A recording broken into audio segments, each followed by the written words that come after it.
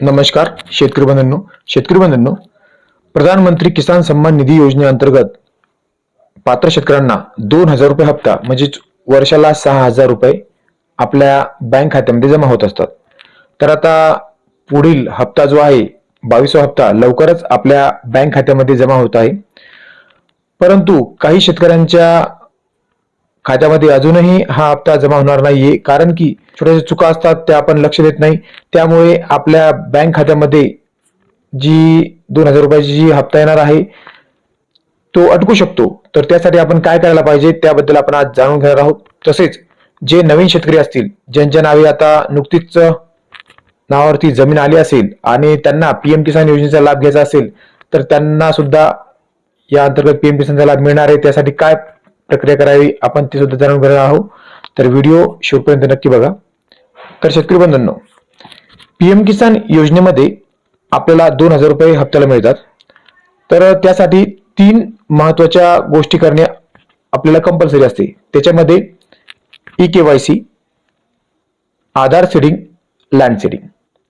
आता ई-केवायसी आपण त्या पोर्टलवर जाऊन OTP वरती होऊ शकते, किंवा आपला ऍप जर आपण पीएम किसानचे ऍप घेतले तर आपल्या फेस ऑथेंटिकेशन ही प्रक्रिया पूर्ण करून सुद्धा आपण चेहऱ्याद्वारे सुद्धा ई-केवायसी करू शकतो.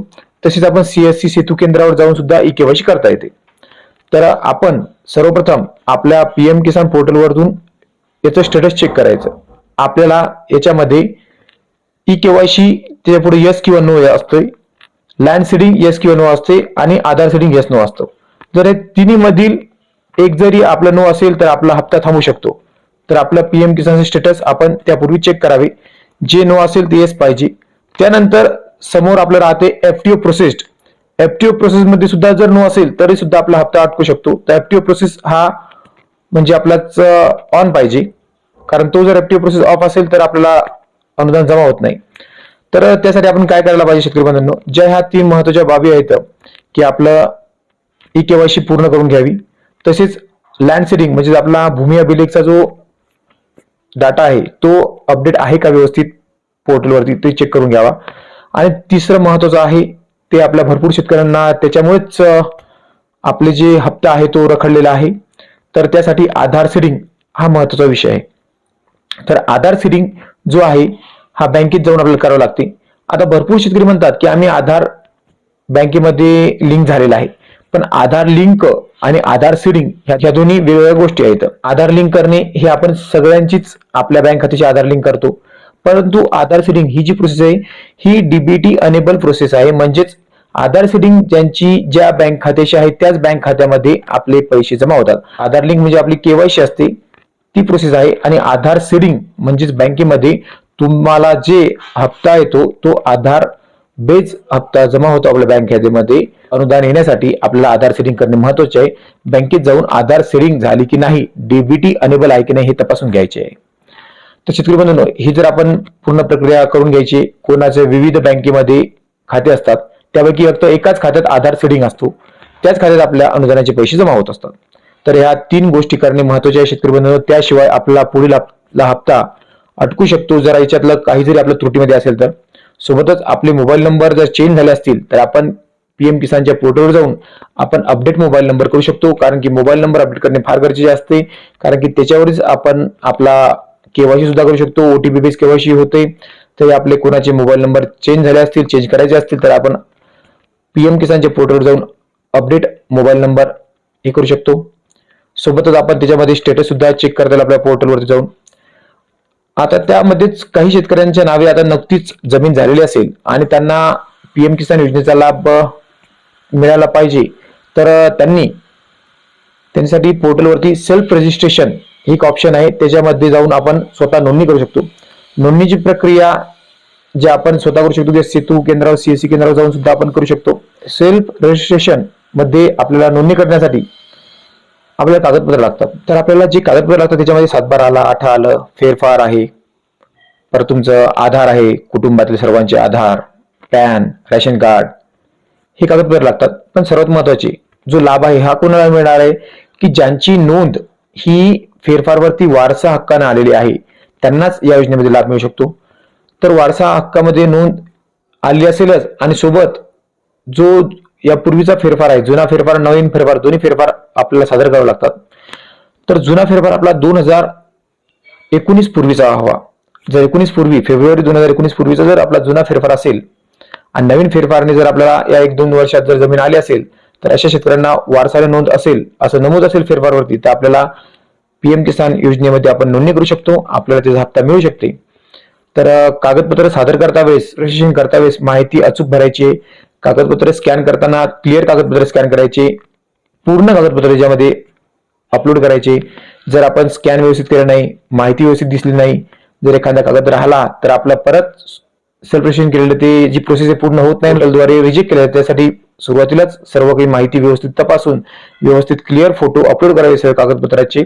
त्यानंतर आपली पुढची प्रोसेस होऊन आपल्याला फिजिकल व्हेरिफिकेशन होते. त्यानंतर आपल्याला पुढील लाभ सुरू होईल. तरी जे शेतकऱ्यांच्या नावे नवीन जमीन आले त्यांना अजून लाभ मिळत नाहीये, अशा कुटुंबातील शेतकऱ्यांनी प्रति कुटुंबातील एका सदस्यासाठी लाभ मिळू शकतो. तर असे वारसानं नोंद ज्यांची झालेली आहे ते स्वतः नोंदणी करू शकतात. तर शेतकरी बंधूंनो, अशा प्रकारे आपण पीएम किसान योजनेचा लाभ घेऊ शकतो. तसेच काही शेतकऱ्यांचे हप्ते अपात्रतेमुळे किंवा काही त्रुटीमुळे अपात्र झाले असेल, अजून तुमचं खातं जे इनएलिजिबल असेल, तर ती त्रुटी पूर्तता करून आपण अर्ज करायचा आहे. त्यानुसार आपल्याला पुढची फिजिकल व्हेरिफिकेशन होऊन आपली पडताळणी झाल्यानंतर आपल्याला पुढे लाभ मिळू शकतो. त्यामुळे सुरुवातीला शेतकऱ्यांचे काही 2 खाते आहेत, त्यानंतर आपला हप्ता बंद झालेला आहे. तर अशा शेतकऱ्यांनी डबल खाते असल्यास एक खातं आपण अर्ज देऊन बंद करायचे आहे आणि दुसरं खातं आपलं कोणतं चालू करायचंय त्याबद्दल एक अर्ज द्यायचा आहे. म्हणजे एक खातं आपला बंद करायचंय, दुसरा खाता जर आपला सुरू राहिला तर आपल्याला त्याचा लाभ मिळेल. दोन्ही खाते सुरू असल्यामुळे आपल्याला कोणताच लाभ मिळत नाहीये. म्हणून आपण छोट्या छोट्या गोष्टी आहेत शेतकरी बंधूंनो आपण तपासून घ्यायच्या आहेत. त्यानंतरच आपल्याला पीएम किसानचा लाभ मिळेल. सोबतच याच बेसिसवरती आपल्याला नमो किसान योजनेचे जे 6,000 मिळतात वार्षिक, त्या सुद्धा याच बेसिसवरती आपल्याला आपल्या डीबीटी खात्यामध्ये अनुदान जमा होतो. आपले पीएम किसान योजनेचे 6,000 आणि नमो किसान योजनेचे 6,000 हे आपल्याला पूर्ववत सुरू करण्यासाठी आपण आपल्या पीएम किसान पोर्टलवरून स्टेटस चेक करून घ्यावी. सोबत आपण पीएम किसान एक ऍप आहे, ते ऍप सुद्धा घेऊ शकता. त्याच्यावरून सुद्धा आपण केवायसी किंवा इतर काही स्टेटस चेक करणे किंवा बँक खात्यात आपले हप्ते जमा झाले ते सर्व बघू शकतो. तर शेतकरी बंधूंनो, आपण pmkisan.government.in या साईटवरती गेल्यानंतर आपल्याला अशा प्रकारची स्क्रीन ओपन होईल. तर आपण याच्यामध्ये विविध ऑप्शन आहेत, आपल्याला याच्यामध्ये विविध ऑप्शन दिसत असतील. तर याच्यामध्ये आपण नवीन फार्मर रजिस्ट्रेशन करता येते. त्याचप्रकारे आपण आपलं जर काही सेल्फ रजिस्ट्रेशन आपण केलेलं आहे आणि काही चुकी आढळत असेल तर आपण एडिट सुद्धा करू शकतो.